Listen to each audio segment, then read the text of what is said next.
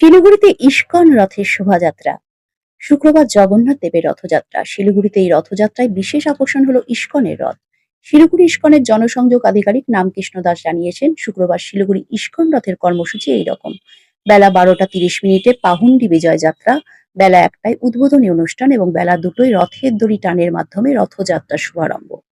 ISKCON Siliguri রথযাত্রার পথরেখা এরকম: শ্রী জগন্নাথ দেবের রথযাত্রা শিলিগুড়ি ইস্কন মন্দির থেকে শুরু হয়ে পুনরায় ইস্কন মন্দিরে সমাপ্ত হবে। শোভাযাত্রাটি শিলিগুড়ি শহরের যেসব পথ অনুসরণ করবে: ইস্কন মন্দির, ইস্কন রোড হয়ে সেবক রোড, পানিট্যাঙ্কি মোড়, সেবক মোড়, হিলকার্ট রোড, ভেনাস মোড়, হাসপাতাল মোড়, ভুটিয়া মার্কেট, হরেন মুখার্জি রোড, পাকুড়তলা মোড়, নজরুল সরণি, স্বামীজি মোড়, Haidarpara main road, ISKCON road, পুনরায় ইস্কন মন্দিরে ফিরে আসবে। তারিখ 5ই জুলাই, উল্টো রথ।